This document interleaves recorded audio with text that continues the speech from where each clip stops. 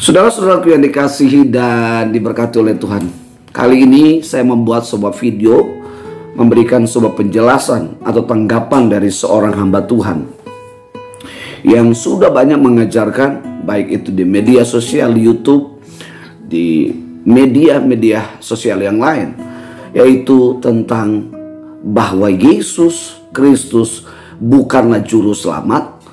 Yang juru selamat itu adalah Yahweh atau Allah di dalam Yesus. Dari pernyataan seorang hamba Tuhan yang cukup dikenal di bangsa ini, dia punya beberapa pengikut. Kita bisa katakan bahwa dia punya pengikut yang lumayan banyak.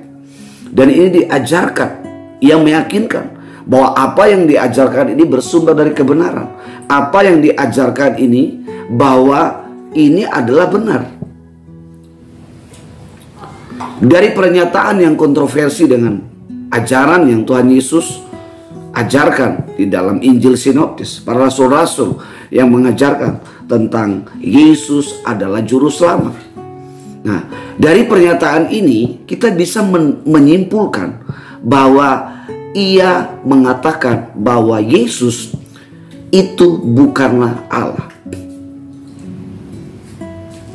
Yesus bukan Allah. Itu sebabnya yang menjadi juru selamat itu adalah Allah, bukan Yesus.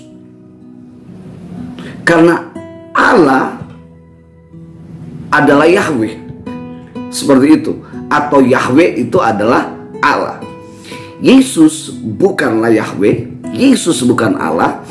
Itu sebabnya dia katakan bahwa Yesus itu bukan juru selamat. Juru selamat adalah Allah atau Yahweh.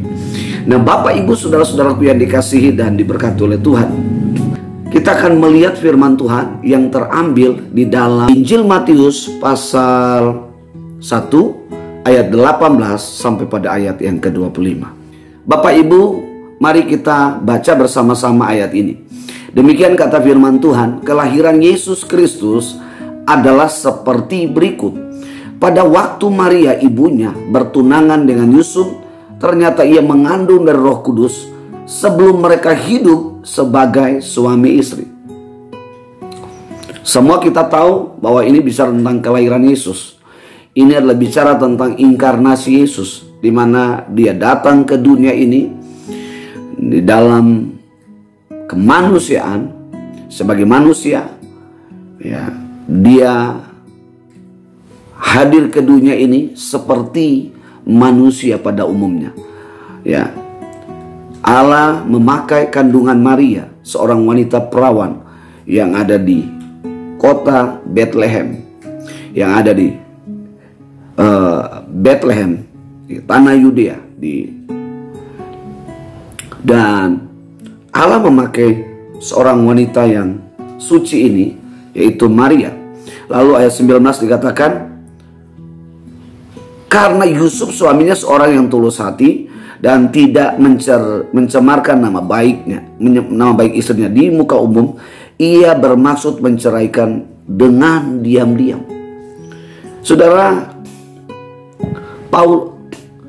Yusuf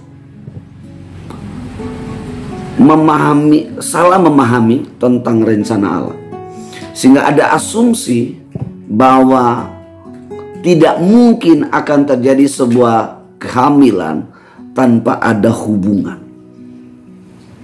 Ayat 18 itu dijelaskan bahwa Yesus dikandung dari Roh Kudus. Ayat 20. Tetapi ketika ia mempertimbangkan maksud itu, malaikat Tuhan, di sini maksudnya Gabriel, nampak kepadanya dalam mimpi dan berkata, Yusuf anak Daud, janganlah engkau takut mengambil Maria sebagai istri, sebab anak yang di dalam kandungannya adalah dari Roh Allah. Ini bicara tentang apa? Ini bicara tentang hakikat, sumber, ya, atau benih yang ada dalam kandungan Maria bukanlah benih dari manusia atau hasil dari hubungan biologis, tetapi dari Roh Kudus. Ini bicara tentang hakikat Yesus sebagai Allah. Di dalam misi agung Allah, dia hanya menjelma sementara waktu untuk menjadi manusia dengan tujuan menyelamatkan manusia dari hukuman dosa. Tetapi ini yang menjadi inti, bahwa Yesus meskipun dia menjadi manusia, hakikatnya adalah Allah. Ayat 21, ia akan melahirkan anak laki-laki dan engkau akan menamakan dia Yesus, karena dialah yang akan menyelamatkan umatnya dari dosa mereka. Ayat 20 ini, malaikat Gabriel menjelaskan kepada Yusuf, tunangannya Maria, calon suaminya Maria, mengatakan bahwa dia ini adalah Allah, dia ini adalah Tuhan yang datang ke dunia ini menjadi juru selamat umat manusia dari dosa-dosa yang sudah terjadi di zaman Adam, dan itu terus menjalan. Ayat ini jelas bahwa Yesus adalah Allah, Yesus adalah juru selamat.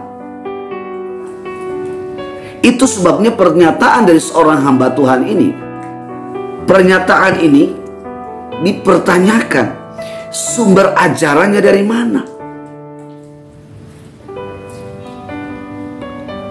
Apakah itu ia mengatakan bahwa ia belajar sejarah? Alkitab, firman yang kita belajar hari ini membuktikan bahwa Yesus itulah yang membuat sejarah. Jadi kita tidak bisa mengukur dari sejarah. Yesus berkuasa di atas sejarah, karena dialah yang melakukan segala sesuatu sehingga sejarah itu bisa ada.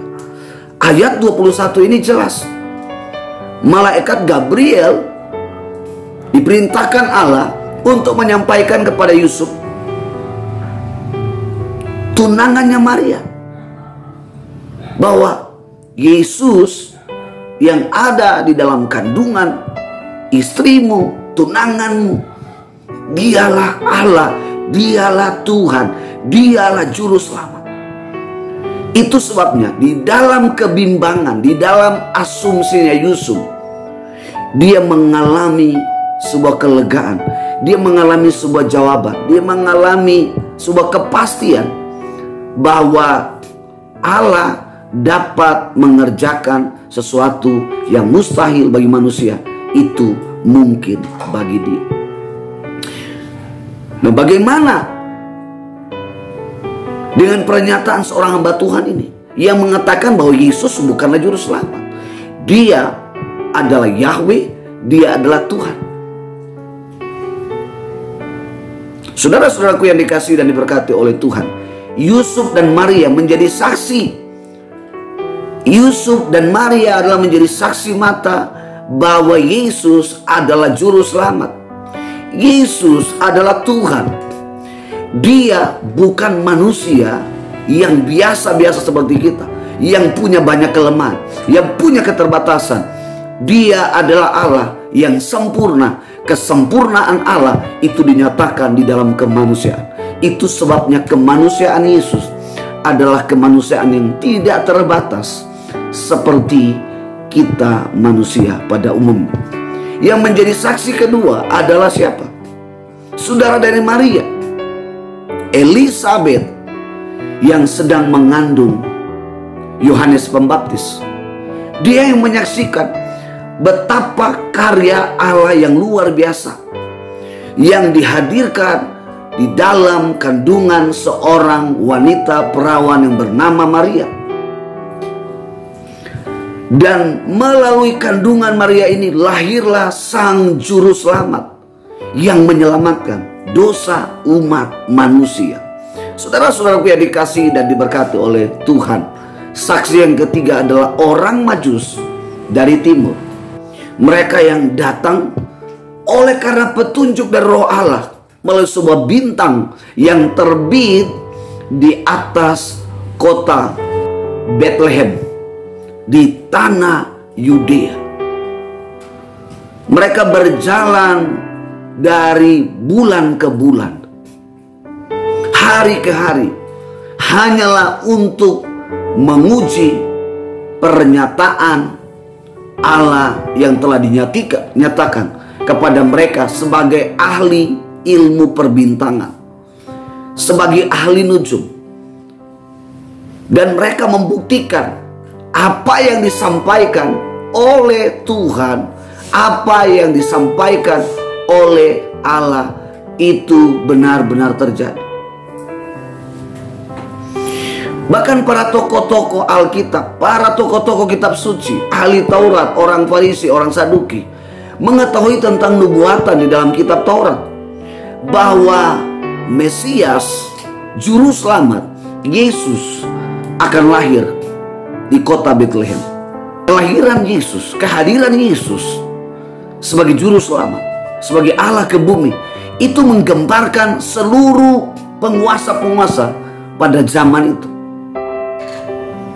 Yang keempat, di dalam Lukas yang menjadi saksi dari semua perkara yang ajaib, yang dahsyat, adalah di dalam kitab Lukas pasal 1 dan 2, yaitu para gembala-gembala. Jadi saudara-saudaraku yang dikasihi dan diberkati oleh Tuhan, saya tidak mengatakan bahwa pernyataan hamba Tuhan sesat, tetapi pernyataan ini sungguh membawa orang menjadi bingung, membawa pengikutnya menjadi bingung, membawa pengikut-pengikutnya semakin hari semakin tidak mengenal tentang siapa Juru Selamat yang sesungguhnya.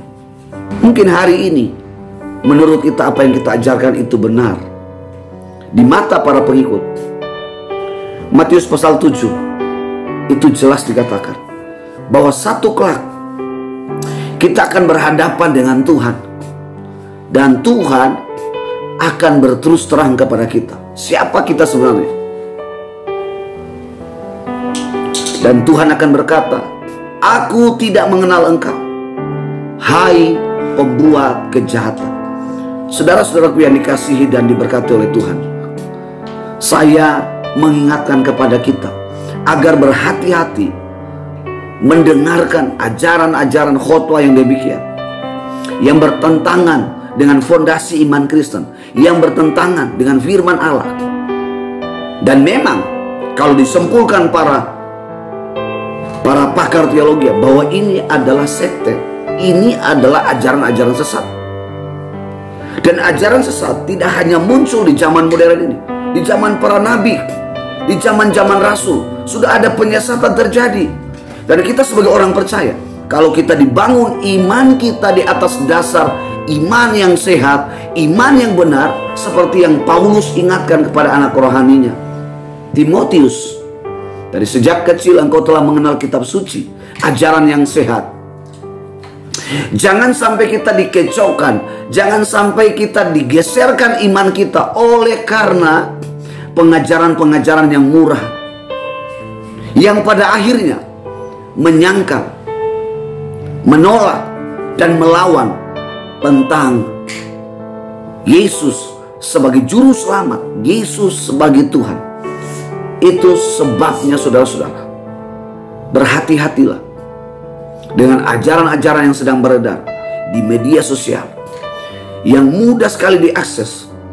Saya percaya kalau kita dibangun di atas iman yang benar, dibangun di atas ajaran yang sehat, maka kita pasti bertumbuh di dalam kedewasaan yang sehat. Iman kita pasti bertumbuh ke arah kesempurnaan Kristus.